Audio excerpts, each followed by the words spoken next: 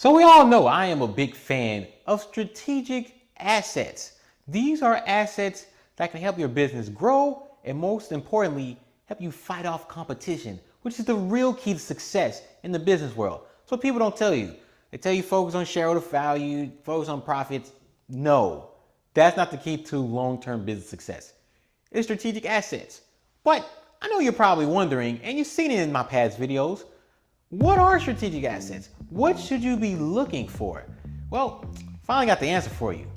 And I wrote them down, and there's special cases where it's not only about the few I'm going to talk about today, but these are the most common strategic assets. I'm going to start from the bottom up, as in the weakest strategic assets to what I think is the most defendable and the best.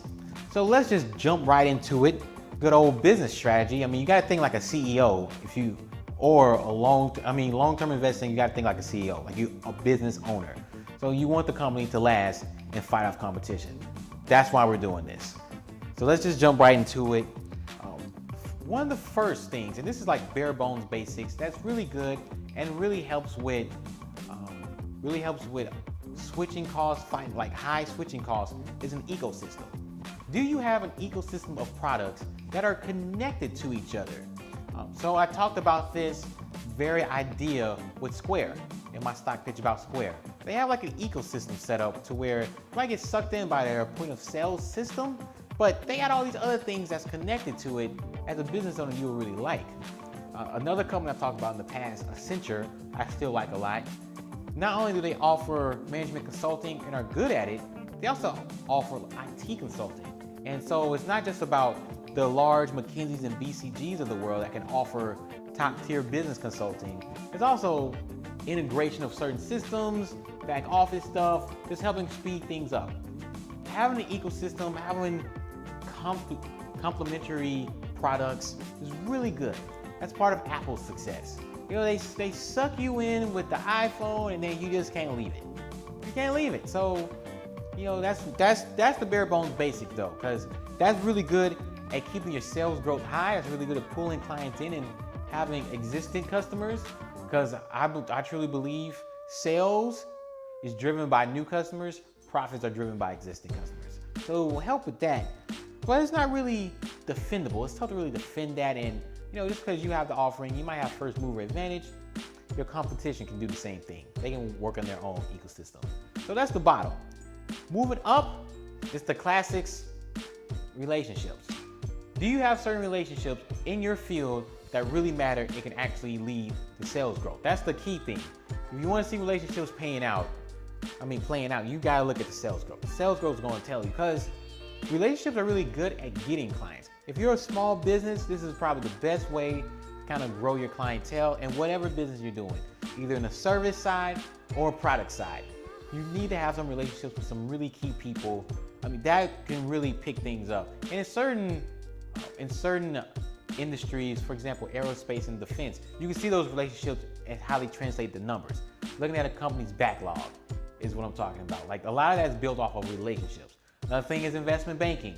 These bankers, they talk to a company that might sell themselves 3, 4, 5 years ahead of time, and when that time comes, they get the call.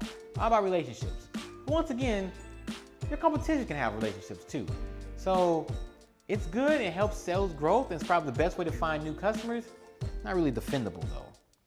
Next up is trade secrets. Now this is one that's actually defensible. Like, you can actually put a number on this. You can put a number on what a trade secret is worth, do some economic calculations.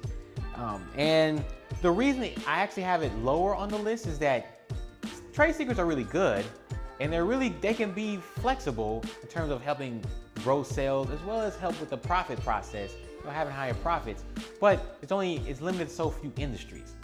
I mean, and trade secrets is, is it really, you think of it as just more food and maybe healthcare, maybe, but it's limited to the industries. Next up, similar story. It's helpful, it's defendable, you can put a number on it, it really helps you grow sales, and it really helps create free cash flow, but it's limited, and it's copyrights. Copyrights for artistic works. What I'm doing right now, a YouTube video, copyrighted. But, at the same time, it's limited too. It's better, but it's limited. So it's nice to have, but it's limited once again. Now let's move up to the top ones that I think are really good. Number 4 to me on this list is I have Proprietary Technology. Now, you can put the number on it. The number's gonna probably be low because it is tough to value proprietary technology. But it's really good if you build systems in-house. If you have flawless operations and it's something that you build in-house. If you have the infrastructure in place. This is where economies of scale can really play a role. If you're really big and you use that to really produce in mass production, that could be something, especially if these are not off-the-shelf solutions you're finding. No, you hired some engineers, you hired some scientists, you guys are building things from the ground up. That is a unique advantage, very unique advantage. It can really help sustain your business, really help in convenience, really helps on the operating profit side once you take out that investment into that business. So, I mean, it's pretty impressive. It's pretty nice. And a lot of companies, this is their bread and butter, especially distribution. And I'll even say some hedge funds, since that's my day job. A lot of the most successful ones, this is where they shine. They shine on the proprietary technology. Number 3, trademarks. I mean, what else can I say? I mean, brands are strong. Brands are really strong. If you got a strong brand, it can take you a long way. And I mean, you don't even have to be investing in something that's related to your business. I mean, take Red Bull. Red Bull with all the people flying up in space, dirt biking, and I mean, come on. But I mean, does it really have to do with their energy drinks? Kind of, a little bit, but it's more of what it says about you. I mean, the same thing with Starbucks, they have that. Apple definitely has that. I mean, we can look at so many different examples where a brand matters and stronghold and it's very defendable. You put a number on it, it's gonna be a great number. You can license it out. There's a lot of companies that license it out and bring in straight cash, homie. I'm telling you, really good at the trademarks there. And that's a great way to fight off competition for sure. Now, number 2 is something you probably wouldn't expect, but I will argue this is the secret to the FANG stocks. And that's proprietary data. We're in a data-driven world now. It's all about the data you generate, how much data can you collect, big data, and more so specifically, turn that data into insight. Like, what are you doing with that? What's the point of having all this data? You just collecting it on the cloud just because? No. If you can take that data, analyze and pick up certain trends and go somewhere with it, then you got a business. You got a business. This is the same thing with Square. Square did this.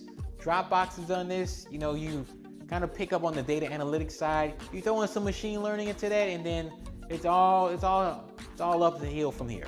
All uphill from here. Now you can't really put a number on it. And it's kind of tough to defend. But I'm telling you the insight you can glean from that about your customers, about your sales process, about your operations. I mean, oh man, and it's all these small businesses, they can get in on the action too. You can buy certain systems that kind of track these things for you too. I mean, it's next level, man. Like, it's next level.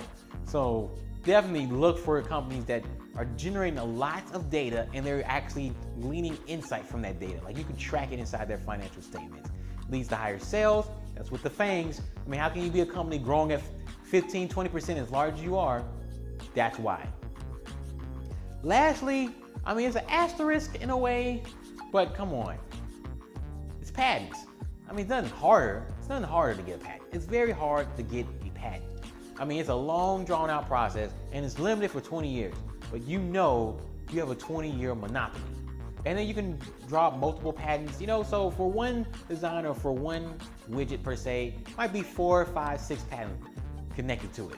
But you can also kind of renew and kind of tinker those patents towards the end of the 20 years, and then you extend the life and you can do certain things. I mean, very powerful. It's probably one of the most powerful things in healthcare. Where it's really powerful in industrials to an extent. It's really powerful in technology. I mean, really big deal.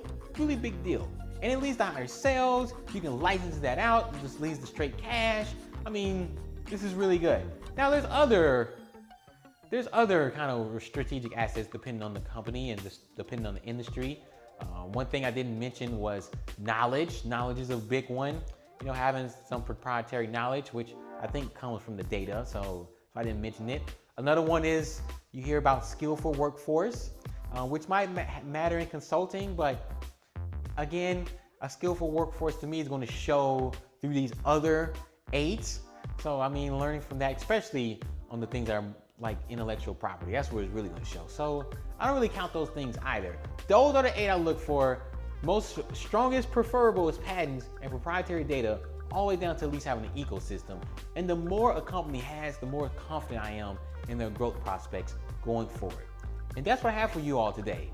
Pay attention to the business strategy. You're investing in this company for years, not a couple of months or a year or 2, years, 3 to 5 years. Look 3 to 5 years out and really look and see, is this company doing the right thing and does it make sense?